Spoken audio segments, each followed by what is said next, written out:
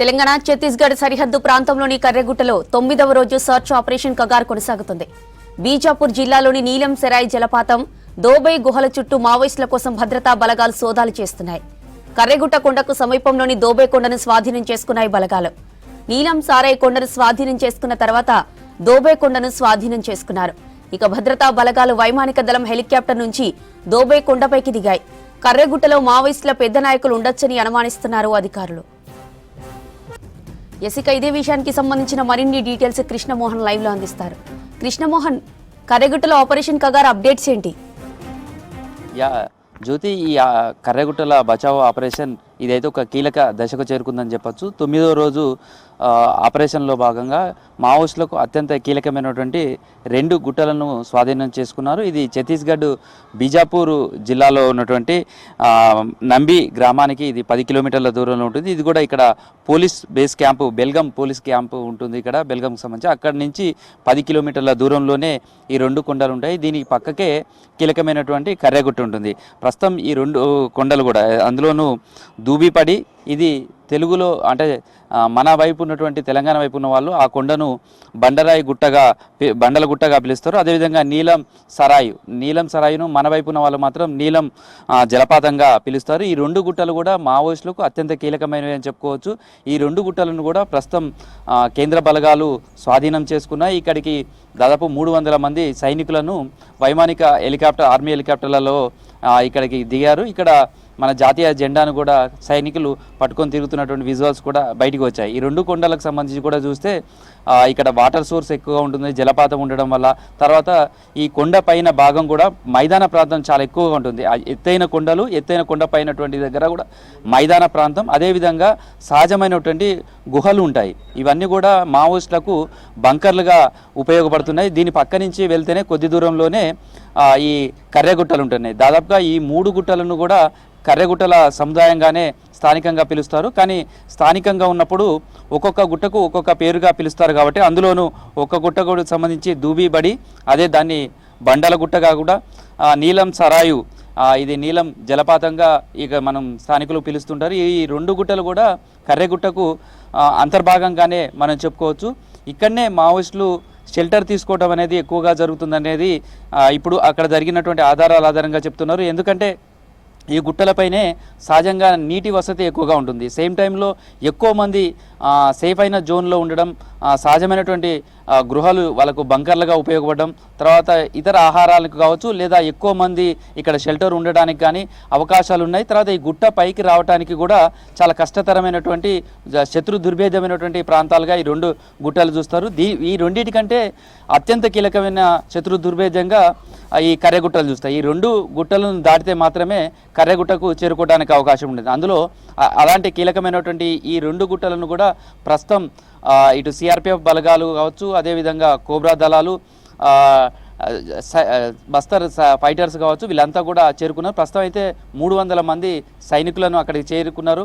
ఇక్కడ తాత్కాలికమైనటువంటి police base క్యాంపును కూడా ఏర్పాటుకు కావాల్సినటువంటి సరంజామా అంతా కూడా హెలికాప్టర్ల ద్వారా అందిస్తున్నారు. ఈ 2 గుట్టలపై నుంచి చేరుకోవడం ద్వారా కర్రెగుట్ట పైన పూర్తి స్థాయిలో పట్టు సాధించడానికి కొద్ది కాలమే పట్టే అవకాశం ఉంటుందనేది అంచనా వేస్తున్నారు. ఈ 2 గుట్టలలో కూడా ఇప్పుడు పోలీస్ బలగాలంతా కూడా పూర్తిగా చేరుకున్నాయి. అయితే ఈ 9 రోజులుగా జరుగుతున్నటువంటి ఈ ఆపరేషన్ చూస్తే కూడా ఈ గుట్టల పైకి వెళ్ళే క్రమంలో కూడా అనేక మందుపాతర్లు ఉన్నాయి. తర్వాత చాలా కొత్తగా కనిపించినటువంటి బీరు సీసాలలో బాంబులు ఏర్పాటు చేయడం కావచ్చు, డిటోనేటర్లు కావచ్చు, ఇలా రకరకాలైనటువంటి మందుపాతర్లు ఈ గుట్ట చుట్టూ కూడా మావోయిస్టులు 100ల కొద్దీ ఏర్పాటు చేశారు. వాటన్నిటినీ కూడా డిస్పోజ్ చేయడం, నిర్వీర్యం చేసుకుంటూ క్రమంగా పైకి వెళ్తూ ఉన్నారు.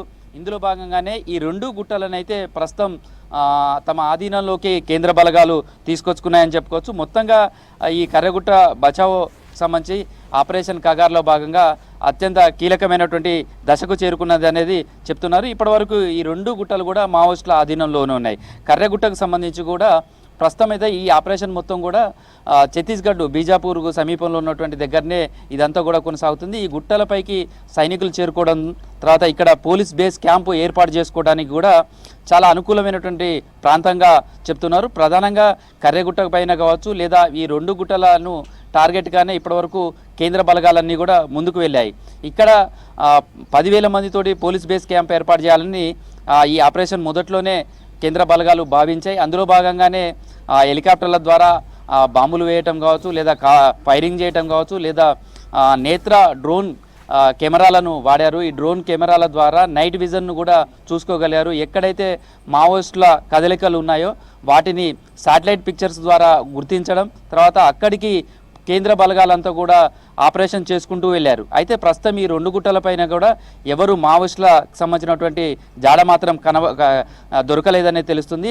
కేంద్ర బలగాలు వచ్చే సమయానికే ఇక్కడ నుంచి పెద్ద ఎత్తున మావోయిస్టులంతా కూడా తప్పించుకున్నారనేది తెలుస్తుంది. అయితే ఈ 2 గుట్టల మీద కూడా దాదాపు 500 నుంచి 1000 మంది వరకు 1000 మంది దాకా కూడా నక్సల్స్ షెల్టర్ తీసుకున్నారనేది అనుమానిస్తున్నారు. ఇంతమంది నక్సల్స్ ఈ కేంద్ర బలగాలు వచ్చేసరికి ఏ వైపుగా వాళ్ళు ఇక్కడ నుంచి ఎస్కేప్ అయ్యారు, ఏ విధమైనటువంటి తప్పించుకున్నారు, దానికి సంబంధించినటువంటి కూంబింగ్ను కూడా మరింత పెద్ద ఎత్తున చేస్తున్నారు.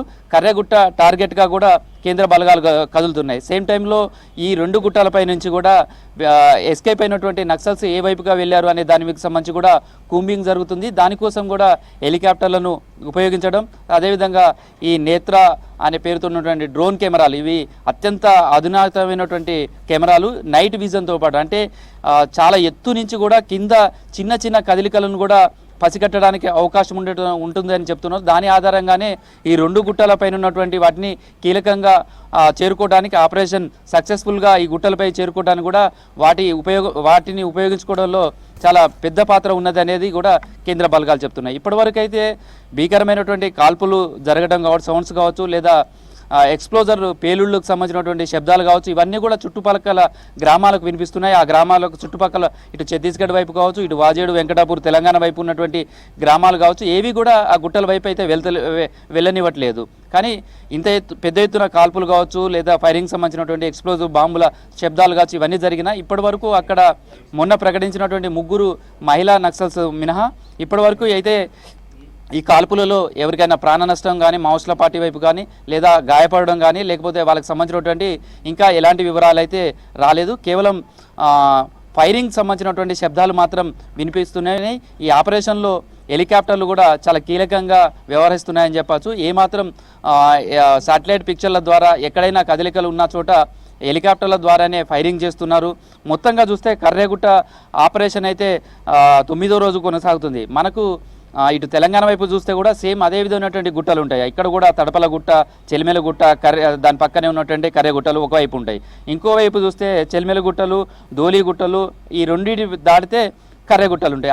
అదే తరహాలోనే ఛత్తీస్గఢ్ వైపు కూడా మనం ఇప్పుడు దోబి పడి కావచ్చు, లేదా నీలం సరాయ్, ఈ 2 గుట్టలు కూడా ఉంటాయి. అయితే ఇప్పుడు మొత్తం ఆపరేషన్ అంతా కూడా ఛత్తీస్గఢ్ బీజాపూర్ సమీపంలో ఉన్నటువంటి ప్రాంతంలోనే మొత్తం కూడా ఆపరేషన్ అంతా కూడా కొనసాగుతుంది.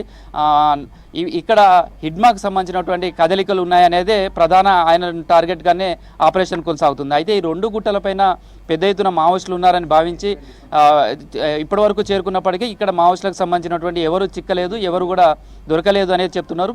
మొత్తంగా ఇటు కర్రెగుట్ట వైపు వెళ్ళారా, లేదా ఏఓబి వైపు వెళ్ళారా, ఎటువైపు వెళ్ళారా అనే దానికి సంబంధించి కూడా భారీ కూంబింగ్ నిర్వహిస్తున్నారు. సేమ్ టైంలో ఇప్పటివరకు 9 రోజుల పాటు పాల్గొన్నటువంటి బలగాలను కొన్ని వెనుకకు వస్తున్నాయి. మరికొన్ని ఇప్పుడు ఈ 2 గుట్టలను స్వాధీనం చేసుకున్న నేపథ్యంలో హెలికాప్టర్ల ద్వారా 300 మంది సిఆర్పిఎఫ్ బలగాలను అక్కడ పంపించడంతో పాటు బ్యాకప్ టీమ్స్ను కూడా పెద్ద ఎత్తున ఇప్పుడు మళ్ళీ రప్పిస్తున్నారు. ఇటు బీజాపూర్ వైపు నుంచి కావచ్చు, అదేవిధంగా ఇటు వెంకటాపూర్, అదేవిధంగా వాజేడు వైపు నుంచి కూడా బలగాలు పైకి వెళ్తున్నాయి.